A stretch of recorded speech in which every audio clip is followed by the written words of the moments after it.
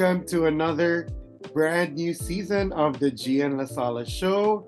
And I'm so honored. We always open the season of my vlog with Binibini Pilipinas winners.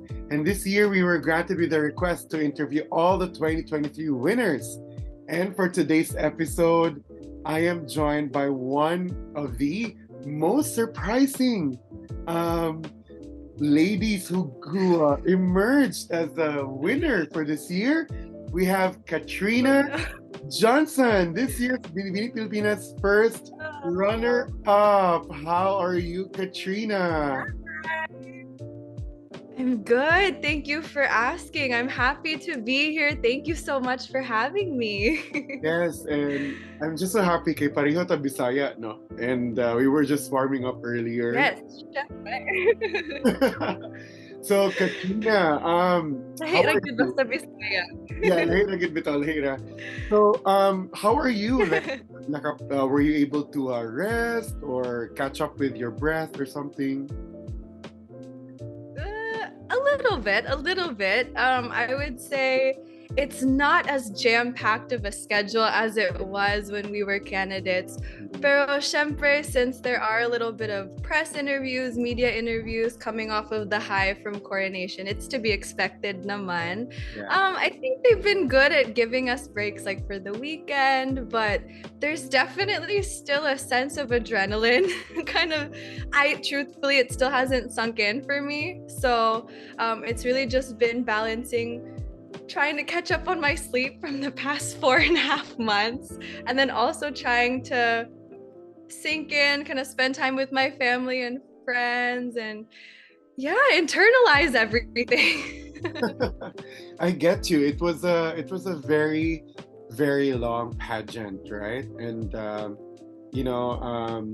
as for me, as one of the handlers, it was also quite tiring. So I'm just very interested. Are you a natural speaker? Do you love to speak publicly?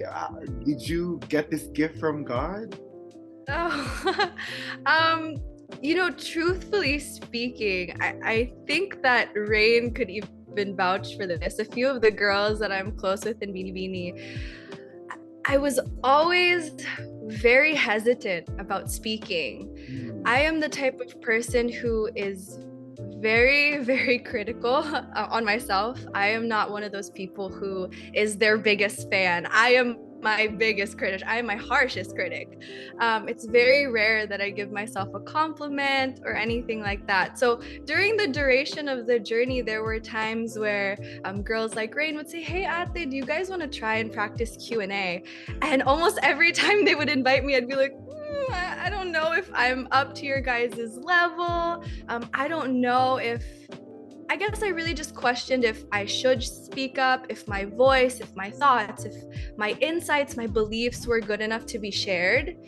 But my mom kind of always believed in the fact that I had a gift to speak, to be able to connect with people. And I think that is what really kind of pushed me. I think whenever I have the opportunity to talk to someone or connect with someone, I really just try to dig deep. I think that's kind of the biggest sort of sense of guidance that I got from my mom is if you speak from the depth of your heart and you kind of stand firm in your values, I think people are able to feel that, and it makes your impact kind of more profound in a way. So I would say it's a God-given gift that I'm hopefully going to be able to harness the full potential of. Yeah, I mean, it doesn't show, and I truly understand because, even if I'm a Christian and I know that God loves me very much, I am still very critical of myself. Absolutely. And I think that happens because we were raised in a society wherein we're not supposed to love ourselves, but praise others, and we begin to have that idea that we could never measure up. But honestly, you're a natural. When you spoke, it's so charming and beautiful and mesmerizing. Yeah, and the way thank you so much. yeah, I mean the way you answered the question was like it was a very simple question, but you were able to expound it, and I agree. Like convince me, that, yeah, even if you were doubting yourself, but Yeah. Thank you so much. That means so much. Honestly, to hear comments like that, it really means a lot. You know what I mean? Like Oh, my you pleasure. hear a lot of criticism, not only from yourself, but obviously there are other bashers out there in the world Yeah. who critique your word choice. So to hear positive, resounding positive comments really helps. Thank you so much. You're welcome. Because like I've also been the subject of bashing. Like as a designer, like people don't get to understand your how you create. It's supposed to be me glorifying God with what I do. So Oh, I from what love I that. learned, yeah. So from what I learned is that whatever people think about you should not be important, and it should Mhm. not stop you from really. It should not. You should not let other people's opinions steal the joy that the Lord has for you. So if that's your Yeah. talent, that's your skill, then just go on. It's easy to say, but very hard to do. Because you yourself, you have to be convinced that, True. right? Because you yourself, you have to be True. convinced. I mean, yeah, when you're in this industry, when you're subjecting yourself to putting yourself out there on social media, I mean, there's a lot of noise, right? Yeah, And so that's true.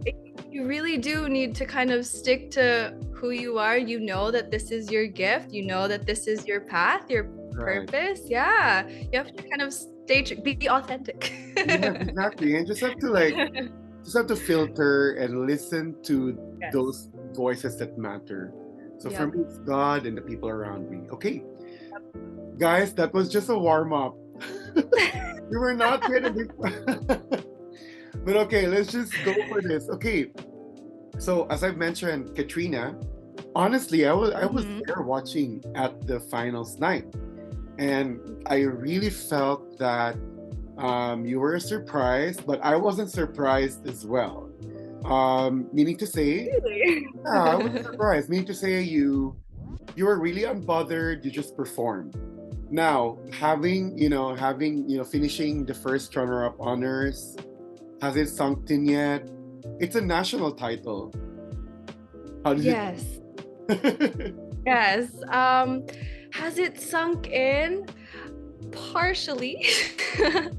um, I've said this a few times before, but joining Binibini was something that was a long time coming. Hmm. And I was always just waiting for the right time.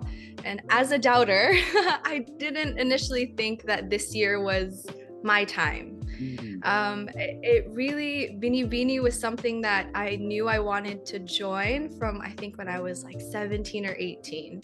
Okay. And it was at that point when I was able to talk to my mom after the first national pageant that I joined. And she was like, hey, you know what? That was also my dream when I was your age too.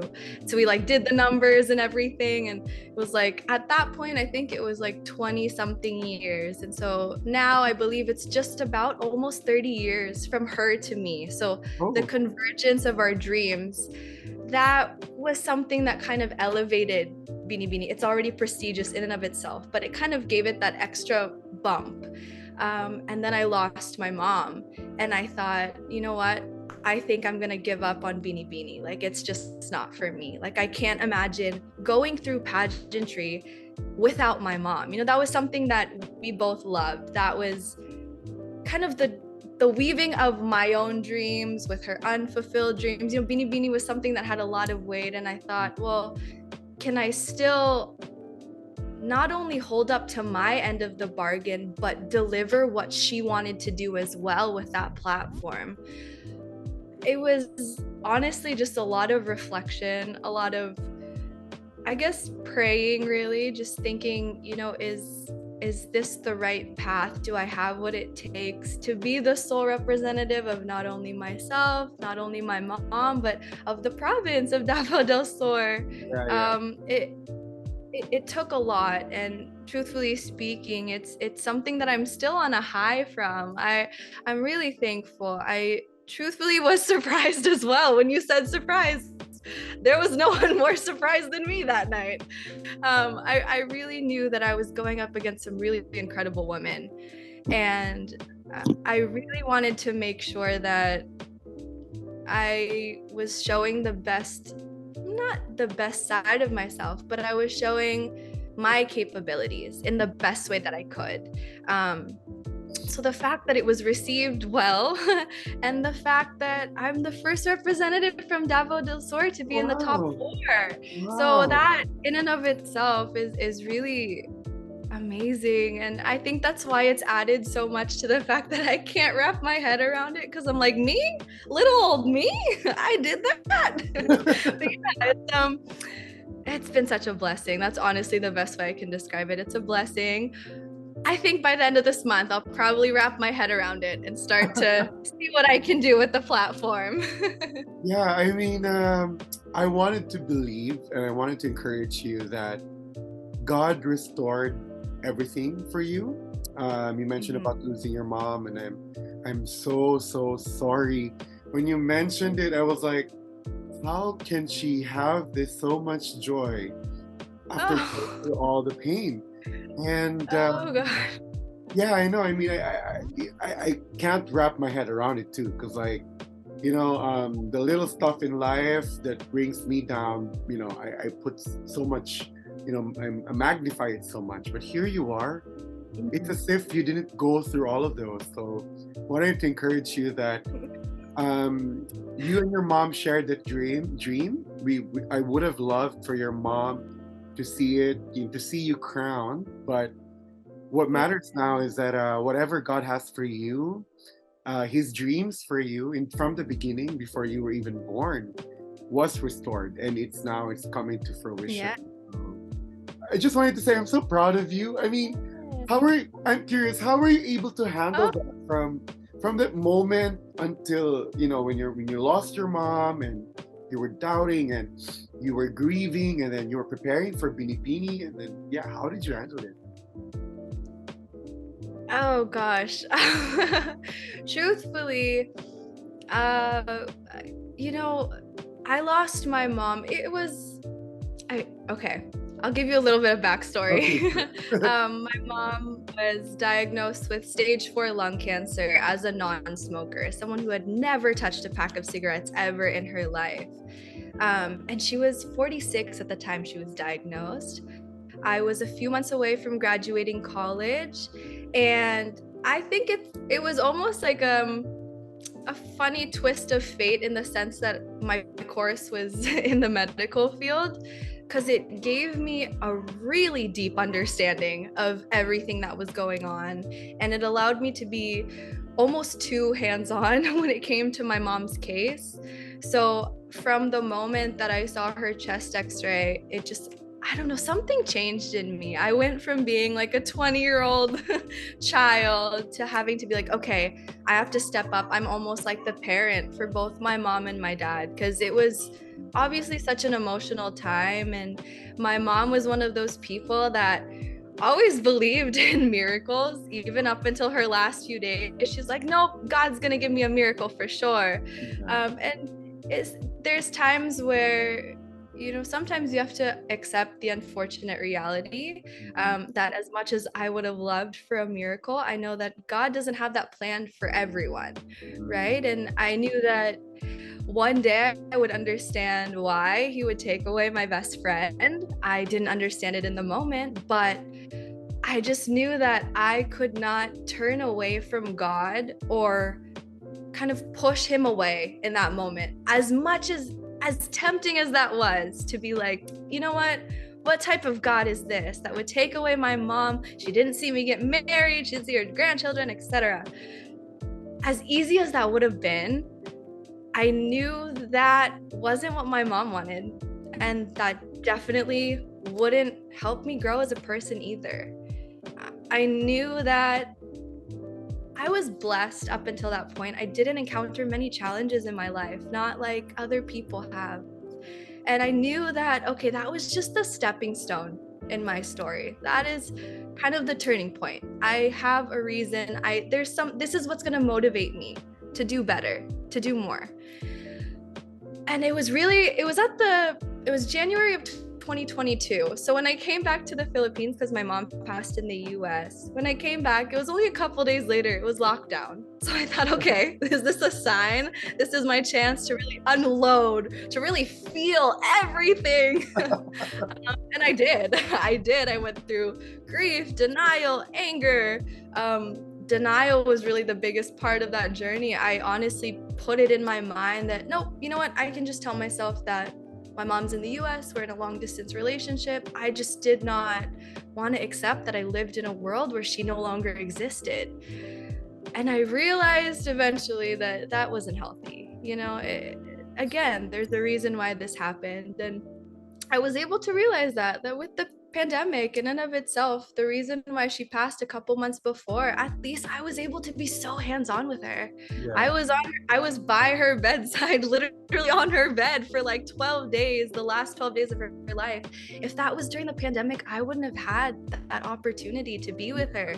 Yeah. I was allowed to sleep in the ICU. They would not have allowed that during COVID. Yeah. So in a way, it allowed me to have those really kind of precious last moments with my mom that I'll really cherish forever. And yeah, I know that she's my guardian angel up there. So yeah, everything happens for a reason. And I don't like to think or dwell on it as if like, oh, I'm so unlucky. I accept it as, this is my life. This is what I was given. This is what God handpicked for me. And he knows that I can get through it. And I'll just kind of trust in that. If a divine figure thinks that I can handle it, then I can handle it. Wow. What can I say? What you just said really ministered to my heart. And one of the things that I always get encouraged from the Bible is that whatever we go through here, it's nothing compared to the joy that the Lord has set for us. That is the reason why he died on the cross, because he wants to save all of us. So even if the miracle for your mom to get healed from cancer didn't happen, the biggest miracle is for her to receive her salvation and spend eternity in heaven. Absolutely.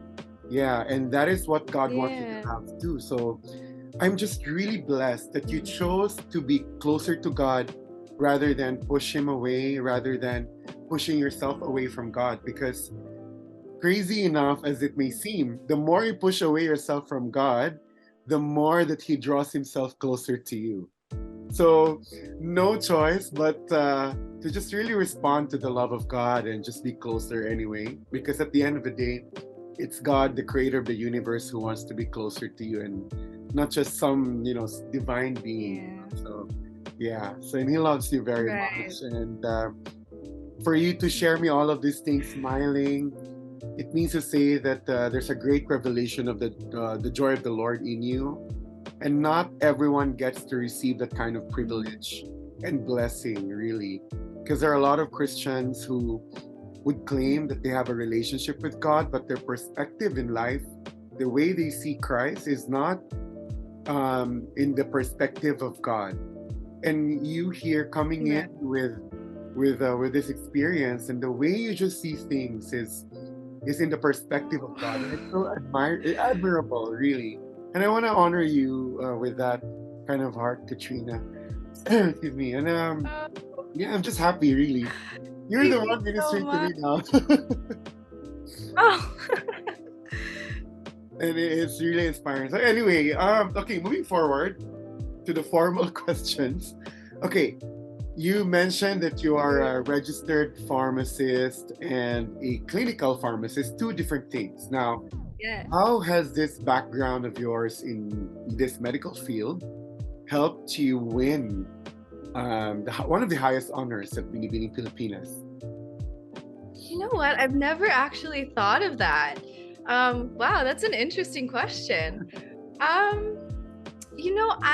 think that one of the reasons why I first chose pharmacy was because I had that passion for service thanks to my mom. And I realized that service could be transformed into a commitment for caring for other people.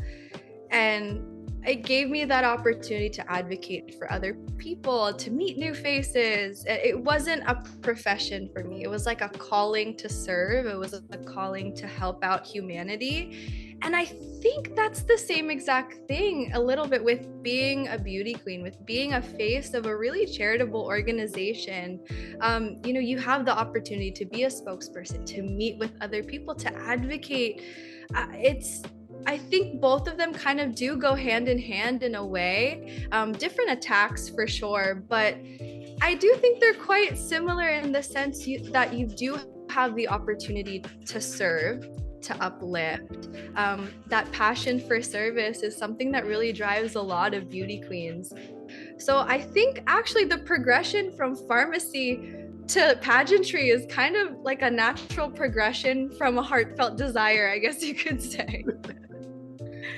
Oh my gosh, you are just so amazing, Katrina. You know, the moment I always just keep on staring at you, and I'm like, wow, this girl, like, it's really the love of God is very true in you. I'm not sure if you're aware of that. It's like you're very charming, and the way you talk, you really just speak from the heart, and you know, it doesn't show that you're a doubter. And you know what? You should, yeah, and you should put yourself more. You should put yourself out there more. I feel like there is a reason why the Lord put you in this position. You know, any title, it really doesn't matter. It's just that one would compete internationally.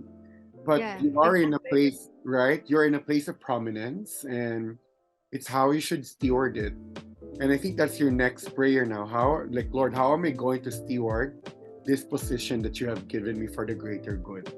Exactly. How to harness that power that we have through this title, right? To make a mark on the people that I'm able to encounter. Exactly. You took the words right out of my mouth. Yeah, and then the Lord just doesn't bless you right away with something. He always checks the intention of the heart. Exactly. And my prayer for you, Katrina, is that you remain pure. So regardless of what circumstances that the life would give you, and what opportunities that may open for you, you always have to go back to your heart and ask the Lord, like, Lord, what is really my intention of doing this? And regardless of what people would say, then you would not be faced with what, remain unbothered, because I could be happy and be joyful. So, all right, we have tackled so much. Okay, I understand that you are a fresh face in the industry. So, what were your expectations coming in at Binibini Pilipinas? Expectations, honestly, it might sound bad, but honestly, I had little to none. Just to be like very realistic. Obviously, there were names like Angelica Lopez, right? Mirhan Hipólito, these women that have solidified their names in pageantry. And I thought, well, who am I? Like, is it too late to back out? Am I sure that I can handle this? I mean, mind you, in the top 35, when I wasn't announced as part of the top 35, when I was backstage for like that hour before they called the additional 5, I had fully accepted my fate that like, okay, this isn't meant for me. Maybe, I'm not good enough, or maybe I still have room to improve. Like they saw something that, okay, she's not quite ready yet. I completely instantaneously, I was like, nope, I get it. Like I accept that. So when they called me as the 36, that's why I was so emotional, because I had already gotten through like the acceptance. I had already gotten through that. So the fact that I was part of the top 40, that already exceeded my expectations, truthfully.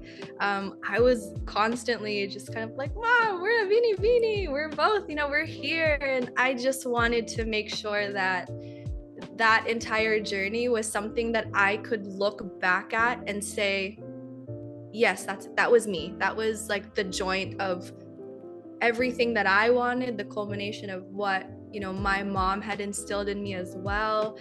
It was an accurate representation of Davao del Sur. You know what I mean? Like, I wanted to look back and be proud and know, yes, that is Katrina. That is indeed who I am. And I know that I didn't have as many resources as I probably would have liked, for sure. But I'm really thankful because I really did have that personal touch on every aspect of the journey. So from my OOTDs, we would hand paint on my I saw pants, you were doing shirts. beads. Yeah. Yeah, I have tons. Oh my goodness. Yeah, beads, everything to upcycle clothes. Or if I looked at something and I thought, you know what, this just screams Davao del Sur to me, or this is something that was really important to my mom, etc., etc. I really did want to incorporate my heart, my roots. I knew that I wouldn't be able to talk to every single person that saw me online or saw me in person, but I wanted them to have it in their minds, kind of like that screenshot of someone when you see them. If they saw me at any point, I knew that whatever I was wearing when they saw me was an accurate representation of who I am as a person. And I know I wasn't very vocal about it on social media, for sure. A couple of my friends at Binibini were like, why aren't you posting this? Like, people will go crazy. Like, you're so insightful. And I was like, you know what? Truthfully, it was just about, I guess, the personal comfort, like the silent courage that you get when you're like, I'm carrying my mom with me. I'm carrying Davao del Sur with me. I'm carrying my dad. You know what I mean? Like, I didn't feel the need to shout it from the rooftops at the time. But looking back, I think maybe eventually I'll kind of talk a little bit more about it, because there really are stories behind what I did. And anyway, sorry, I went off topic. Going back to what you were saying, expectations. I just wanted to be myself. As I think that came full circle in my question and answer with, being authentic. Yeah. I wanted to be myself, and I knew that I had tough competition, and if it wasn't for me, it wasn't for me. But at least I would walk out of there knowing that I did what I could. My mom's favorite quote to tell me was, do your best and God will do the rest. So I had that in my mind. Okay, I'll just do my best. I'll be myself, and I'll leave it up to him. So yeah. Wow. Wait, so you were wild card? Because Yeah. Wow. And then you were first runner up. Yes. Same with Jesselyn, right? Yes. So I was the first of the 5, and she was the 4th of the 5. Yeah, I think. Yeah. Wow, Katrina. I mean, you were meant to do this. And it was a crazy whirlwind of a journey, right? I know, with a lot of start to finish. Yeah, with a lot of twists, from the dreaming and then losing your mom. Yeah. And almost making it, but not making it, and then making it. And then runner up. So it was like, I felt like the Lord trusted you enough that you could manage. And he gave it to you anyway. And no matter how Satan or the devil would have tried to steal things from you, he knew that you're able to handle those, and you deserve so much better. And here you are, you had your first runner-up finish, and I know that there will be so much more. So, all right, Katrina, I would love to talk to you for a long time. We could chat after this one, but okay, what is next for you? First runner-up, are you joining another pageant, or are you done, or are you gonna push through some philanthropic stuff, charity work? Run for public office, maybe? Oh gosh, I don't know about that. The future holds a lot of possibilities, but I'm not closing any doors. My focus at the moment for now would really just be kind of embracing any of the responsibilities and the duties that come with being a queen for this year. Obviously one of the things that really drew me to Binibini was the fact their philanthropic work, how committed they are to charity. So that's one of the things that I'm most looking forward to for sure. And I do know, I think you mentioned it earlier, that being a part of the four, two of us don't compete internationally, two of them do, but that doesn't necessarily dim the light that we're able to spread out onto others, or that doesn't mean that we don't have the opportunity to give back to the community, to utilize the voice that we're given. So I mean, for the next year, hopefully I can leave a positive impact. Hopefully I can slowly but surely create that legacy that inspires other people. But as for future endeavors, I really do believe in allowing life to kind of unfold organically, through God's faith, through God's will and whatever, and his plan. And time will tell. I think time will reveal what God has for me, has planned. So I'm open to whatever path may present itself. Yeah, I mean, that's good, because like I just wanted to encourage you that, the many times in the Bible, because I've read it from cover to cover, many times, many times the Lord really said to ask and you shall receive.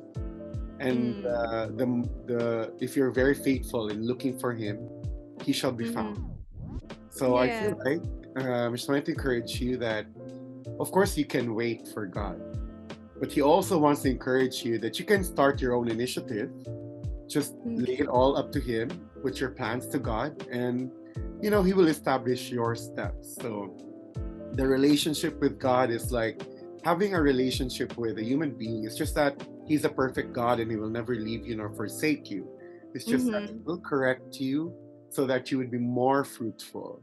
He will not correct you to put you down, but he will correct you so that you would be more fruitful and that you would be aligned to the purpose that he has for you. And looking at you now, I believe that you are closer to God than you were before. And the more that you step out of your day and live out your purpose and have that revelation, you already have that revelation. When you said that, when you had your situation with your mom, that you decided not to let go of God, then you already have a revelation that you have a relationship with God. You just have to really, make it more deeper this time. So I really want to encourage you that, that's my encouragement for you. You're so beautiful, Katrina. I mean, you're so charming. The Lord blessed you with that beauty and the natural gift to really just speak. Thank you so much. Yeah, natural charisma. So I believe that has a purpose, and ask the Lord how you can steward that for his divine will. So yeah.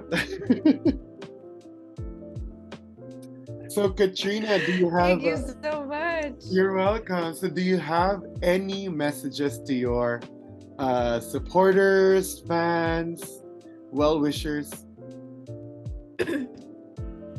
Oh my goodness. Yes, I just want to say a huge thank you to everyone who has taken the time to message, to give me gifts. The fans at Binibini are so incredible, and even the fans online. It has really meant so much reading such positive, heartwarming messages from people that you don't know. You know what I mean? Like it gives you kind of that faith in humanity. It restores the faith in humanity for sure. No, thank you guys so much. It really has meant a lot. I knew that I wasn't exactly known for sure. I kind of emerged from the shadows, but to have people behind me and willing to support, people who saw something in me and were encouraging me to see the same in myself, that meant so much. It really does. When you're in a competition like this, when you eventually get to the point where you're doubting yourself, to have those voices be like, no, you can do this, do your best, it's meant the world. So I'm very, very thankful to the people that have been with me from day one and the people that I've met along the way. I cherish them all the same. I'm thankful to my team, my family and friends for sure. They have made the journey from Davao to Manila and back again just to support me. So it really was a team effort for sure. I'm just really grateful for everyone that I've encountered so far. I wouldn't have done it without the people that I met along the way. So yes, thank you everyone. Okay. Oh my gosh. Katrina, you're so amazing. I would love to put an hour of vlog in my channel. But thank you so much for coming here. And guys, do follow Katrina on her social media and please support her. She's such an amazing beauty queen. So whatever Katrina does, may we continue to support her in all of her endeavors. So guys, once again, thank you so much for staying with us on this episode of the Jian Lasala Show with Katrina Johnson, Binibini Pilipinas 2023 first runner-up. So yeah, bye guys. Bye. Thanks for having me.